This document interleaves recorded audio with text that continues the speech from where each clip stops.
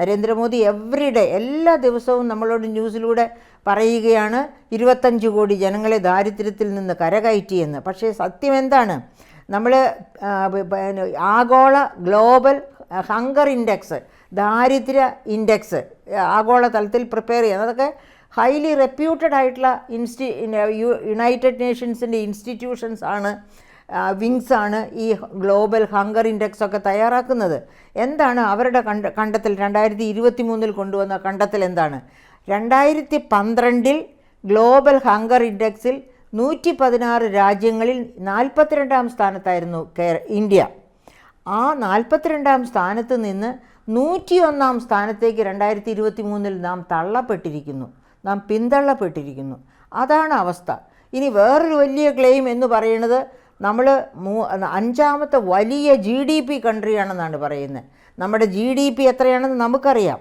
അതായത് 3.3 ട്രില്യൺ, അല്ലെങ്കിൽ നരേന്ദ്രമോദി ഗവൺമെൻറ്റിൻ്റെ വായ്ത്താരി തന്നെ നമ്മൾ എടുക്കുകയാണെങ്കിൽ 3.7 ട്രില്യൺ ആണ് ഇപ്പോൾ നമ്മുടെ GDP.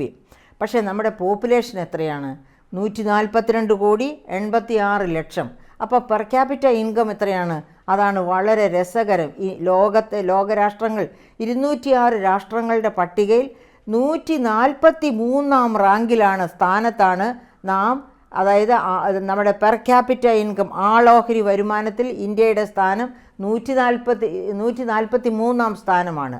അപ്പോൾ എത്ര പരിതാപകരമായി എന്ന് വെച്ചാൽ, നമ്മൾ 3ാമത്തെ ലോകശക്തിയായി ഉയർന്നു എന്ന് പറയുമ്പോഴും നമ്മുടെ വികസനത്തിൻ്റെ എന്താ പറയുക, വികസനത്തിൻ്റെ കനികൾ ഭക്ഷിക്കുന്നത് ആരാണ്? ആരുടെ അടുത്തേക്കാണ് അത് പോകുന്നത്? അത് ധനികരുടെ അടുത്തേക്ക്, അഥവാ കോർപ്പറേറ്റ്സിൻ്റെയും കുറേ പണക്കാരുടെയും കോർപ്പറേറ്റ്സിൻ്റെയും കൈകളിലേക്കാണ് ഇവിടുത്തെ വികസനത്തിൻ്റെ മുഴുവൻ ഫലവും എത്തിച്ചേരുന്നത്. വികസനം എന്ന് പറഞ്ഞാൽ എന്താണ്? വളർച്ച എന്ന് പറഞ്ഞാൽ നമ്മുടെ GDPയിലുള്ള വളർച്ച, കാർഷിക, വ്യാവസായിക, സേവന മേഖലകളിലെ വളർച്ച. ആ വളർച്ച ആണ് ഗ്രോത്ത് എന്ന് നമ്മൾ പറയുന്നത്. അത് ജനങ്ങളിലേക്ക് ഡിസ്ട്രിബ്യൂട്ട് ചെയ്ത് എത്തുമ്പോഴാണ് വികസനം ഉണ്ടാകുന്നത്. ആ വികസനം ഇന്ത്യയിൽ ഉണ്ടാകുന്നില്ല. 25 കോടി ദരിദ്രരെ കരകയറ്റി എന്ന് പറയുന്നത് ശരിയല്ല എന്ന് കാണിക്കുന്നതാണ് 2023 ഗ്ലോബൽ ഹങ്കർ ഇൻഡെക്സ്. ഇന്ത്യ സ്വന്തമായിട്ട് ഏത് തരം സ്റ്റാറ്റിസ്റ്റിക്സ് ഇപ്പോഴത്തെ ഈ നരേന്ദ്രമോദി ഗവൺമെൻറ് സൃഷ്ടിക്കുകയാണ്. അവർക്ക് അനുകൂലമായി അവർ ചെയ്യുന്നതെല്ലാം ശരിയാണ്, അവർ ജനസേവനം ചെയ്യുന്നെന്ന് വരുത്തി തീർക്കാൻ വേണ്ടി രേഖകൾ സൃഷ്ടിക്കുകയാണ്. അങ്ങനെ സൃഷ്ടിച്ച ഒരു രേഖയാണ് ഈ 25 കോടി പേരെ ദാരിദ്ര്യത്തിൽ നിന്ന് കരകയറ്റി എന്ന് പറയുന്നത്. യഥാർത്ഥത്തിൽ ഗ്ലോബൽ ഹങ്കർ ഇൻഡെക്സ് പറയുന്നത് പോലെ 42ാം റാങ്കിൽ നിന്ന് 101ാം റാങ്കിലേക്ക് നാം തലകുത്തി വീഴുകയാണ് ഉണ്ടായെന്ന് വെച്ചാൽ അതിദരിദ്രർ കൂടി ഇന്ത്യയിൽ ഈ കഴിഞ്ഞ 10 വർഷം കൊണ്ട് എന്നാണ് നാം വിശ്വസിക്കേണ്ടത്. അപ്പോൾ അങ്ങനെയുള്ള ഒരു കാലഘട്ടത്തിൽ എന്താണ് നിർമ്മലാ സീതാരാമൻ നമ്മളോട് വാഗ്ദാനം ചെയ്യുന്നത്? ഗരീബി ഹട്ടാവോ. ഈ ഗരീബി ഹട്ടാവോ എന്ന് അവർ പറഞ്ഞിട്ടില്ല. ഗരീബി ഹട്ടാവോ എന്ന മുദ്രാവാക്യം 1969-70 ഘട്ടത്തിൽ ഇന്ത്യയിൽ ഉദീരണം ചെയ്തത് ആരാണ്? മിസസ് ഗാന്ധി. അതായത് അന്ന് പ്രധാനമന്ത്രിയായിരുന്ന ഇന്ദിരാഗാന്ധിയാണ് ഗരീബി ഹട്ടാവോ എന്ന് പറഞ്ഞത്. എന്തിനു വേണ്ടിയാണ്? ബാങ്കുകളെ നാഷണലൈസ് ചെയ്തുകൊണ്ട്, 14 കമേർഷ്യൽ ബാങ്കുകളെ നാഷണലൈസ് ചെയ്തുകൊണ്ടാണ് അവർ ഗരീബി ഹട്ടാവോയ്ക്ക് വേണ്ടിയാണ് ഇത് ചെയ്യുന്നത് എന്ന് പറഞ്ഞു. എന്തായിരുന്നു അതിൻ്റെ ലോജിക്ക്? അതിൻ്റെ ലോജിക്ക് എന്ന് പറയുന്നത്, അന്ന് ബാങ്കിങ് മേഖല നഗരങ്ങളിൽ മാത്രം ഒതുങ്ങി, അതായത് വലിയ ബിസിനസ്സുകാർക്കും കോർപ്പറേറ്റ്സിനും മാത്രം വായ്പ കൊടുക്കുന്ന ഇതായിരുന്നു കമേർഷ്യൽ ബാങ്കുകളുടെ സ്വഭാവം. അപ്പോൾ സാധാരണക്കാർക്ക്, കർഷകർക്ക്, ചെറുകിട നാമമാത്ര സംരംഭകർക്ക് ഇവർക്ക് ആർക്കും വായ്പ കിട്ടില്ലായിരുന്നു. ഉപഭോക്തൃ വായ്പകളും ഇല്ലായിരുന്നു. അതായത് ഒരു സാധാരണ വിദ്യാഭ്യാസ വായ്പയില്ല, ഉപഭോക്തൃ വായ്പയില്ല, സാധാരണക്കാരിലേക്ക് എത്തുന്ന ഒരു തരം വായ്പകളും ബാങ്കുകൾ കൊടുക്കില്ലായിരുന്നു. അത്തരം ഘട്ടത്തിലാണ് ബാങ്കുകളെ നാഷണലൈസ് ചെയ്ത് Mrs Gandhi priority lending policy, അതായത് പ്രയോറിറ്റി സെക്ടർ ഏതൊക്കെയാണ്? പ്രയോറിറ്റി സെക്ടർ കാർഷിക മേഖല, നാമമാത്ര ചെറുകിട ഇടത്തരം മേഖല, അതുപോലെ അങ്ങനെയുള്ള മേഖലകളെ പ്രയോറിറ്റി സെക്ടറിലാക്കിക്കൊണ്ട് അവർക്ക് ചെറിയ റേറ്റ് ഓഫ് ഇൻട്രസ്റ്റിൽ, വളരെ താഴ്ന്ന റേറ്റ് ഓഫ് ഇൻട്രസ്റ്റിൽ വായ്പ കൊടുക്കുക. അതുകൊണ്ട് വരുന്ന നഷ്ടം ഗവൺമെൻറ്റിൻ്റെ ഖജനാവിനായിക്കൊള്ളട്ടെ, അതായത് ബാങ്കിന് ആ രീതിയിൽ നഷ്ടം വരികയാണെങ്കിൽ ആ നഷ്ടം നികത്താൻ വേണ്ടി, അത് നമുക്കറിയാം കഴിഞ്ഞ ബജറ്റുകളിൽ UPA ഗവൺമെൻറ് ബജറ്റുകളിലൊക്കെ ഓരോ വർഷവും നാഷണലൈസ്ഡ് ബാങ്കുകളെ ഫിനാൻസ് ചെയ്യാൻ വേണ്ടി ബജറ്റിൽ തന്നെ വക കൊള്ളിക്കുമായിരുന്നു. അപ്പോൾ അങ്ങനെയുള്ള ഒരു അങ്ങനെ അതായത് പൊതുമുതൽ സാധാരണക്കാരിലേക്ക് എത്തിച്ചുകൊണ്ട് വിഭവ വിന്യാസം നടത്തിക്കൊണ്ടാണ് മറ്റ് ഗവൺമെൻറ്റുകൾ, അക്കൂട്ടത്തിൽ വാജ്പേയി ഗവൺമെൻറ്റും ഉണ്ട് ഈ വികസന പ്രക്രിയയിൽ പങ്കാളിയായതിൽ. വാജ്പേയി ഗവൺമെൻറ്, BJPയുടെ ഗവൺമെൻറ്റും ഉണ്ട്.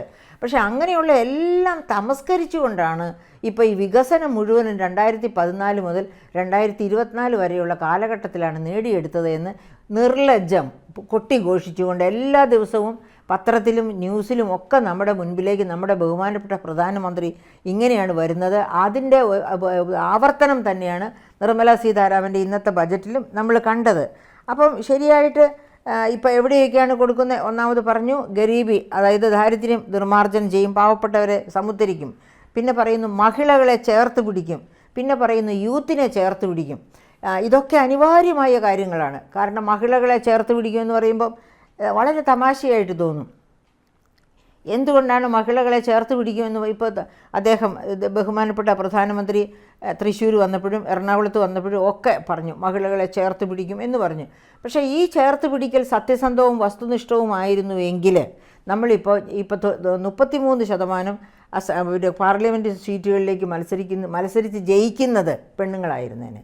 പക്ഷേ അത് പറ്റുന്നില്ല. എന്താ കാരണം? 996 ആദ്യമായിട്ട് വനിതാ സംവരണ ബില്ല് പാർലമെൻറ്റിൽ കൊണ്ടുവരുന്നത്. അന്ന് അത് കൊണ്ടുവന്ന കോൺഗ്രസ് ഗവൺമെൻറ്, അതായത് UPA ഗവൺമെൻറ്, ആ UPA ഗവൺമെൻറ്റിൻ്റെ ഘടകകക്ഷികൾക്ക് അത് ഇഷ്ടമില്ലായിരുന്നു. അതുകൊണ്ട് ഘടകകക്ഷികൾ തന്നെ ആ ബില്ല് വലിച്ചു കീറി എന്നുള്ളൊരവസ്ഥയായിരുന്നു. അതിനുശേഷം വന്ന കോൺഗ്രസ് ഗവൺമെൻറ്റുകളൊക്കെ അതിനെ, അതായത് അതിനെ ജയിപ്പിക്കാൻ ശ്രമിച്ചു. പക്ഷേ പാർലമെൻറ്റിൽ ഒറ്റയ്ക്ക് മജോറിറ്റി ഇല്ലാത്തതുകൊണ്ട് അതിന് കോൺഗ്രസ്സിന് ആ ബില്ല് ലോകസഭയിൽ പാസ്സാക്കാൻ ഒത്തില്ല. പക്ഷേ അവർ 2002 UPA ഗവൺമെൻറ്റിൻ്റെ കാലത്ത് രാജ്യസഭയിൽ അവർക്ക് മജോറിറ്റി ഉണ്ടായിരുന്നു. അപ്പോൾ അവരത് പാസ്സാക്കി. അത് പക്ഷേ ലോകസഭയിൽ പാസ്സാക്കാത്തതുകൊണ്ട് UPA കാലത്ത് അത് ഇംപ്ലിമെൻറ്റ് ചെയ്യാൻ പറ്റിയില്ല. 33% സംവരണം എന്ന കോൺഗ്രസിൻ്റെ അജണ്ട ഇംപ്ലിമെൻറ്റ് ചെയ്യാൻ പറ്റിയില്ല.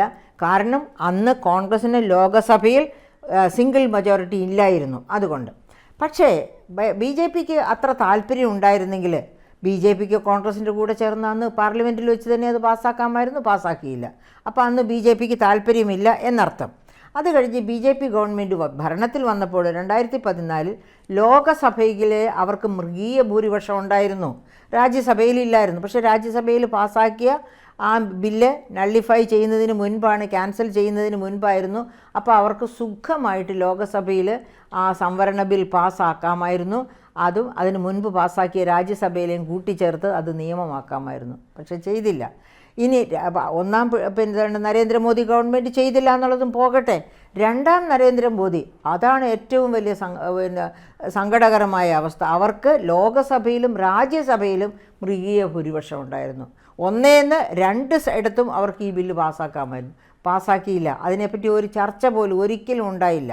അവസാനം ഈ ഗവൺമെൻറ് ഇറങ്ങിപ്പോകാൻ സമയത്ത് വനിതാ സംവരണ ബില്ല് പാസ്സാക്കിയിരിക്കുന്നു. എന്നിട്ട് അത് ഇംപ്ലിമെൻറ്റ് ചെയ്യാൻ പറ്റില്ല. എന്താ കാരണം? 2021 സെൻസസ് വരണം. പോപ്പുലേഷൻ അനുസരിച്ച് ഇനിയും ചില ഡിസ്ട്രിക്ട്സുകളും ചില ഡിസ്ട്രിബ്യൂഷനും ഒക്കെ ഉണ്ടാവും ജനസംഖ്യയുടെ അടിസ്ഥാനത്തിൽ. അപ്പോൾ അതെല്ലാം കഴിഞ്ഞിട്ട് മാത്രമേ ഈ കോൺസ്റ്റിറ്റ്യുവൻസിയൊക്കെ പൂർണ്ണമായിട്ടും സ്ഥിരീകരിച്ചതിന് ശേഷമേ ഇത് ഇംപ്ലിമെൻറ്റ് ചെയ്യാവൂ എന്ന രീതിയിലേക്ക് ഇപ്പോഴും. അപ്പോൾ എന്താണ് അതുകൊണ്ട് ഉദ്ദേശിക്കുന്നത്? ഒരു കാരണവശാലും ഈ സംവരണ ബില്ല് പാസ്സാകണമെന്ന് നരേന്ദ്രമോദിയോ BJPയോ ആഗ്രഹിക്കുന്നില്ല.